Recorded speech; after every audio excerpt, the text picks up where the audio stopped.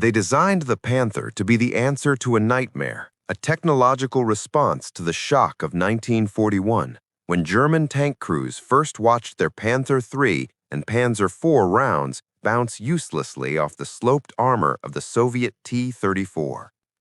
The Eastern Front had revealed a brutal truth. Germany's armored doctrine was being outpaced by a faster, more mobile, more survivable enemy tank, and unless the Wehrmacht produced something radically superior, the initiative in armored warfare would slip away forever. In late 1941 and early 1942, German engineers scrambled to design a new medium tank that would combine firepower, mobility, and protection in a single machine. The result was the Panther, a tank intended to be the future of the Panzerwaffe, a vehicle that blended German engineering sophistication with the lessons learned from the T-34. It had thick, excellently sloped frontal armor, a long-barreled 75mm KWK-42-70 cannon capable of destroying Soviet armor at ranges beyond 1 kilometer, wide tracks for improved mobility, and a silhouette that suggested lethality from every angle. On paper, Germany had built a masterpiece, but the Panther was born into a war that no longer cared for perfection. It cared for readiness, it cared for numbers, and above all, it cared for reliability. None of these were strengths the Panther possessed in 1943. The tank's development was sped through every stage because of one looming deadline: Operation Citadel, Hitler's summer offensive against the Kursk salient. Instead of allowing months or years of testing, Germany rushed the Panther from drawing board to assembly line and then directly to the Eastern Front in barely half the time required for a major armored platform. Factory modifications continued even as vehicles were being loaded onto trains. The crews received tanks that had never completed proper field trials. Manuals were unfinished, replacement parts were scarce, mechanics were inexperienced. What rolled into the forests west of Kursk in June 1943 was not a mature weapon system, but an experimental platform forced prematurely into the largest armored clash in history. The consequences were immediate and devastating. Panther crews who had trained on older Panzers suddenly faced a machine far more complex and temperamental than anything they had operated before. Even basic driving maneuvers strained the transmission. The Maybach HL-230 engine, powerful but fragile, overheated easily. Seals leaked, fuel lines cracked. The torsion bar, suspension, innovative but untested, failed under the stresses of field use. The Panther's high weight far exceeded what German engineers had originally planned, and no one had redesigned the drivetrain to compensate. The result was a vehicle that demanded perfect maintenance and ideal operating conditions in a war where neither existed. Commanders in Brigade 10 and Panzer Regiment 39, the first major units equipped with Panther Ausf D tanks, watched in disbelief as their new supertank began failing before the battle even began. During the march toward the assembly areas, dozens broke down, engines caught fire, gearboxes seized. Tanks had to be abandoned or towed before firing a single round. Reports sent back to OKH described a catastrophic readiness rate, but the operation could not be delayed. Hitler was convinced the Panther would be the armored spearhead that crushed the Soviets at Kursk. The Reich had invested prestige, propaganda, and strategic hope in this machine. It had to fight, ready or not. Crews painted numbers on tanks that could not move. Maintenance teams worked through entire nights, cannibalizing parts from already dead Panthers just to make a fraction of the force operational by July 5. Even then, the technical disaster continued. Many Panthers entered the battle with engines prone to fire and transmissions that could fail at any moment. They rolled forward alongside Tiger Is and Panzer IVs that, while less impressive on paper, were at least dependable. The contrast foreshadowed everything that would follow. The Panther was meant to be the tank that restored German dominance on the Eastern Front. Instead, it entered the war as a symbol of something more complicated: a brilliant design trapped inside a rushed, unreliable machine. In 1943, its potential was undeniable, but so was its fragility. And as the opening shots of Operation Citadel drew near, the German High Command was about to discover that a weapon's theoretical strength means nothing if it cannot survive the battlefield long enough to use it. The men who crewed the first Panthers knew they were driving a weapon that looked unstoppable, but they also knew, often within minutes of climbing aboard, that something was deeply wrong. Even before a single Soviet gun fired at them, the Panthers of Panzer Regiment 39 were already dying on their own. What the German High Command had envisioned as a decisive armored fist was, in reality, a formation built on fragile mechanical foundations.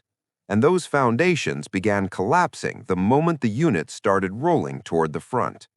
The Panther's most dangerous flaw lay inside its heart, the Maybach HL-230 engine. Designed originally for lighter vehicles, the HL-230 was pushed far beyond its intended limits to power the 45 to 48-ton Panther. During factory trials, brief, controlled, and unrealistically gentle, it performed adequately. But in field conditions, with dust, mud, and long marches at combat speed, the engine overheated catastrophically. Oil leaks were common, fuel lines ruptured, fires ignited beneath the engine deck with alarming frequency. Mechanical crews soon learned to associate the smell of burning oil with the Panther's arrival. The transmissions were no better. The Zonrad Fabric AK-7200 gearbox was a sophisticated but delicate piece of engineering, completely unprepared for the stresses of sudden acceleration, off-road shock loads, and emergency braking on the uneven Eastern Front terrain. Under real combat strain, gears locked up or shattered. Panthers froze mid-march, unable to shift out of low gear. Others would stall abruptly, leaving the crews stranded and helpless. Within days, transmission failures became so routine that maintenance officers began cannibalizing one Panther to save two others. Then came the suspension problems. The Panther employed a complex torsion bar suspension, impressive in theory and excellent for cross-country mobility, but extremely sensitive to manufacturing flaws. Under rushed wartime production, quality control faltered. Torsion bars cracked, road wheels sheared, idler arms bent under the tank's weight. Often, a single torsion bar failure immobilized the entire vehicle, and replacing it in the field was nearly impossible without full workshop facilities. Even the fuel system was a hazard. The Panther's fuel pumps and lines were poorly shielded, and vibrations frequently caused fittings to loosen, producing leaks that dripped onto hot engine components. The result was spontaneous fires, sometimes while the tank was stationary. Crews joked darkly that their tanks were more likely to kill them with smoke inhalation than Soviet shells. All of these mechanical weaknesses interacted with a final, devastating problem. The Panther was rushed into service without sufficient testing, spare parts, or trained mechanics. Many crewmen assigned to Panther units had only a few days of familiarization training. They had never performed major repairs, didn't know which noises signaled impending failures, and often tried to apply Panzer IV procedures to a tank that obeyed no familiar rules. Maintenance teams, already stretched thin, were overwhelmed by breakdowns.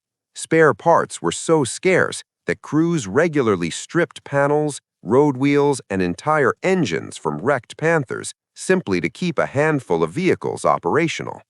By the time Panzer Regiment 39 reached its assembly areas near Kursk, the scale of the disaster was plain. Out of the 200 Panthers assigned to XLI-8 Panzer Corps, nearly half were already non-operational. The numbers staggered German officers who had expected a powerful armored strike force. Instead, they had inherited a logistical nightmare. And the nightmare grew worse when Operation Citadel finally began on July 5, 1943. On the very first morning, As the Panthers advanced through minefields and heavy terrain towards Soviet positions, the mechanical failures multiplied. Engines burst into flames, gearboxes seized, cooling fans failed. Many Panthers never even reached the first line of Soviet defenses. They died on the approach march, their destruction recorded not in enemy action reports, but in maintenance logs filled with technical failures. Incredibly, more Panthers were out of action on July 5th due to mechanical issues than from Soviet fire. Reports from XLII Panzer Corps reveal the brutal truth. Over 45% of all Panthers were immobilized within the first few days, most without ever firing their main gun. For a tank designed to dominate the battlefield with its powerful KWK-42 L-70 gun, failing to survive long enough even to engage the enemy was an indictment of the entire Panther program. The German High Command had demanded a miracle weapon. What they received was a machine that looked like a miracle, but behaved like a prototype. The Panther's greatest weakness was not Soviet armor or artillery, it was itself. And that fragility would haunt every battle the Panther fought from Kursk until the end of the war. Operation Citadel was supposed to be the Panther's triumphant debut, the moment Germany's newest, most advanced medium tank would spearhead a decisive breakthrough and restore the Wehrmacht's momentum on the Eastern Front. Instead, Kursk became the battlefield that exposed, in the harshest possible way, the gap between the Panther's promise and its reality. When the offensive began on July 5, 1943, the Panther regiments of XLIV Panzer Corps rolled forward alongside Panzer IVs and Tigers toward the fortified Soviet positions around the southern face of the Kursk salient. But even before they reached the first defensive belts, Panther crews were already fighting a three-front war: the Red Army ahead of them, the boggy terrain beneath them, and the tank's unreliable mechanics inside every steel plate and gearbox. On paper, the Panther's strengths were undeniable. Its sloped 80mm frontal armor made it nearly invulnerable from the front to most Soviet anti-tank guns. Its 75mm KWK-42 L-70 cannon could destroy any Soviet tank, including the T-34 and KV series, well beyond 1,500 meters. In open country, with room to maneuver, the Panther had the potential to dominate. But Kursk did not offer the Panther open fields or maneuvering space. It offered minefields, mud, anti-tank ditches, and Soviet defenses layered to a depth unprecedented in the war. Worse, the Panthers entered the battle already battered. Of the 200 deployed, barely 180 were operational at dawn on July 5th, and almost immediately, the Soviet minefields inflicted a fresh wave of casualties, not through combat, but through shock damage. When Panthers hit mines, even those not penetrated suffered broken torsion bars, shattered road wheels, and cracked engines from the violent impact. The tank's suspension, still flawed from rushed production, simply could not tolerate the punishment. Many Panthers disabled by mines were not destroyed. Their armor held, their guns were intact, but their mechanical systems failed catastrophically, leaving tanks stranded in no man's land, often under Soviet artillery fire. What followed was a collapse in combat readiness that stunned even the most hardened German officers. By the end of day one, only 40 to 50 Panthers remained fully operational. Others sat crippled behind the lines with overheated engines, failed transmissions, or broken suspensions. Some never left the repair depots at all. Meanwhile, Soviet forces quickly learned that immobilized Panthers, even undamaged, were easy targets. Artillery fire could finish what mechanical failure had begun. Infantry with anti-tank rifles and grenades could swarm abandoned vehicles. The battlefield was littered with burnt-out hulks that had scarcely fired a shot. By July 10th, barely 5 days into Citadel, the disaster was undeniable.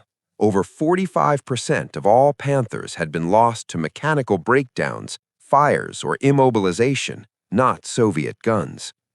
The German high command faced a painful truth. The Panther's lethality meant nothing if the tank could not move, advance, or even start its engine. Kursk was supposed to be the Panther's proving ground. Instead, it became the battlefield that proved the Panther was not ready for war. It was a weapon of extraordinary theoretical strength and catastrophic practical weakness. And although later Panthers would improve dramatically, the stain of their first battle never completely faded. In July 1943, the Panther had shown the world exactly what it was: the tank that could win any fight except the one against its own machinery. In the aftermath of Kursk, Germany faced an uncomfortable reality. Its newest and most advanced medium tank, intended to dominate the Eastern Front, had instead revealed itself to be one of the most fragile armored vehicles ever fielded by the Wehrmacht. But unlike many failed wartime designs, the Panther did not remain broken. Throughout late 1943 and 1944, German engineers worked relentlessly to redesign, reinforce, and refine the machine. As the Ausf-D gave way to the Ausf-A and later the Ausf-G, the Panther underwent a transformation from a deeply unreliable prototype into a battlefield predator that, on an individual basis, was arguably the best medium tank of the war.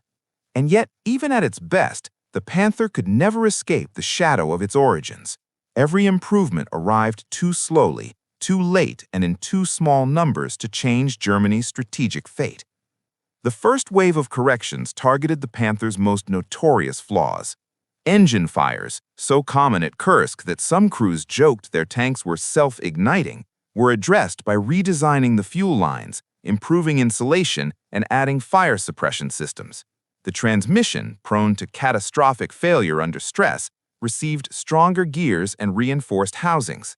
The cooling system was overhauled to better manage the heat produced by the Maybach HL-230 engine. These changes significantly reduced the Panther's tendency to overheat or burst into flames during long marches. The suspension system also saw improvements. Torsion bar failures became less frequent as metallurgical quality rose and machining tolerances tightened. Road wheels were strengthened. The idler wheel design evolved to better distribute weight and reduce strain. Even the armor layout was refined. The mantlet shape of the Ausf-G was modified to eliminate the shot trap that had allowed deflected rounds to penetrate the whole roof. These upgrades mattered. In the field, later Panthers were far more dependable than their Kursk ancestors. Crews began to trust their machines again. Reports from 1944 Panzer divisions fighting in Normandy described Panther units achieving readiness rates far higher than those seen the previous summer. In combat, the Panther's strengths were undeniable. Its gun remained one of the most deadly anti-tank weapons of the war. At long range, it outshot Shermans, Cromwells, and even many Soviet heavy tanks. Its frontal armor, still effectively immune to most Allied medium tank guns, allowed it to dominate open engagements. Panther crews, especially veterans, feared no opponent in a frontal duel. The problem, the fatal flaw, was that the battlefield of 1944 was no longer a realm of controlled duels. The war had shifted decisively toward mobility, logistics, and combined arms, and in this environment, the Panther remained profoundly ill-suited, regardless of how much its mechanical reliability had improved. First, the Panther was still too complex. Its engine, suspension, and transmission were maintenance-heavy even after redesigns. Compared to the Sherman or the T-34, which could be repaired in the field by modestly trained crews, the Panther demanded workshops, cranes, spare parts, and skilled mechanics, resources Germany increasingly lacked as the war dragged on. Second, the Panther was too expensive. Its cost and production time were significantly higher than those of the Panzer IV, yet Germany's industrial base was shrinking under Allied bombing. Even at peak production, Germany could never field Panthers in the quantities required to match Allied armored numbers. Third, the Panther was too fuel-hungry. By late 1944, the collapse of Romanian oil supplies crippled the Wehrmacht's ability to sustain armored operations. Many Panthers that might have fought effectively were instead abandoned for lack of fuel or used as static defensive guns. Fourth, The Panther was too heavy for many operational environments. Its weight strained bridges, bogged down in forests and marshes, and restricted maneuverability in the tight bocage fields of Normandy. It excelled on dry, open ground, but the war no longer gave Germany the luxury of choosing where to fight. Finally, the Panther arrived too late. Its improved variants entered service at a time when Germany was being ground down on all fronts. Even the most advanced tank could not compensate for overwhelming Allied air superiority. Dwindling supplies were the collapse of German strategic mobility. Thus, the Panther, for all its battlefield brilliance, never became the war-winning weapon Germany needed. It fought hard in Normandy, in the Ardennes, in Poland, and across the collapsing front lines of 1945. But it always fought outnumbered, undersupplied, and perpetually struggling against reliability issues that, though reduced, never disappeared entirely. The Panther had finally become the tank it was meant to be, but the war Germany built it for had already slipped irretrievably out of reach. In the end, the Panther became a symbol of the fundamental contradiction at the heart of Germany's war effort. A nation obsessed with engineering brilliance, yet increasingly incapable of sustaining the industrial, logistical, and operational systems needed to support such brilliance. The Panther was not simply a tank. It was a microcosm of the Reich's strategic failure. It promised everything, delivered too little, and demanded far more than Germany could afford to give. Even in its improved Ausf-A and Ausf-G forms, the Panther never solved the crisis that defined its existence, the gap between what it was designed to do and what it could realistically achieve in a war that had become defined by numbers, reliability, and speed of deployment, not individual battlefield superiority. For Germany, the Panther was intended to correct the imbalance created by the T-34 in 1941. But the problem was no longer technical, it was strategic. By 1943-44, the Wehrmacht no longer needed a tank that could win duels. It needed a tank that could be built fast, maintained easily, fueled reliably, and fielded in vast quantities. The Panther was none of these things. It was too heavy for rapid production, requiring specialized steel, precision machining, and long factory times. Every Panther built consumed resources that could have produced 2 Panzer IVs or several Stug 3 assault guns, vehicles that, unlike the Panther, could reliably remain operational for months. Germany's industry was collapsing under Allied bombing, but the Panther program continued to demand materials and manufacturing tolerances better suited to peacetime. This created a bottleneck. The Wehrmacht needed tanks immediately, but the Panther production lines delivered them slowly and unevenly. Even the Panthers that reached the front did so with logistical chains that were no longer functional. Panther transmissions and final drives still suffered high failure rates. Engines remained sensitive to dust and overheating.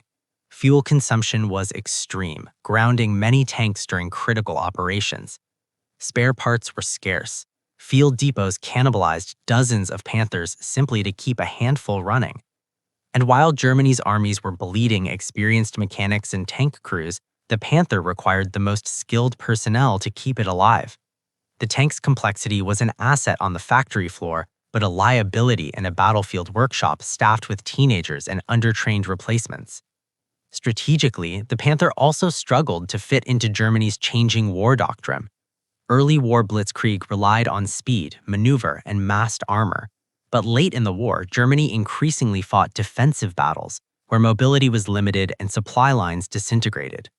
The Panther excelled at long-range duels, but struggled in cities, forests, and close-range ambush conditions, precisely the environments Germany increasingly found itself fighting in from 1944 onward. The tank's wide profile and high silhouette made it hard to conceal. Its fragile sides were vulnerable to infantry anti-tank weapons. In the bocage country of Normandy, Panthers were often ambushed by Shermans, Cromwells, and Allied tank destroyers firing into their thin flanks from 50 to 100 meters. The Panther's theoretical strengths mattered less and less in the actual conditions of the battlefield. Yet, even beyond tactical and logistical constraints, the Panther's greatest flaw was that it solved a problem Germany no longer faced. In 1943, the Wehrmacht's true enemy was not the T-34, it was attrition. and attrition could not be defeated with a single superior machine. It demanded an industrial base capable of producing thousands of functional, dependable vehicles. The Allies understood this principle. The United States built Shermans by the tens of thousands, reliable, standardized, easy to repair. The Soviet Union built T-34s in factory-like quantities, unrefined but mechanically forgiving. Germany built Panthers, individually impressive but strategically irrelevant. By 1944 to 45, Panther battalions rarely reached full strength. Many tanks were left behind during retreats due to mechanical failure or lack of fuel. Others were destroyed by Allied air power before they ever engaged in combat. A tank that could not move, could not be supplied, and could not be repaired was not a battlefield asset. It was a liability. Thus, the Panther, a tank conceived as a technological counterstrike, instead became a monument to wasted potential. Its gun was exceptional, its armor was formidable, its design was forward-thinking, but none of that mattered when its transmission failed, when its engine overheated, when its weight overwhelmed bridges, when its parts ran out, and when its fuel tanks went dry. In the end, Germany's best tank was also its most fragile, not because of what it could do, but because of everything it demanded from an army and an economy that were collapsing around it. It was a weapon out of step with the war it was born into. The Panther never failed in combat. It failed in reality.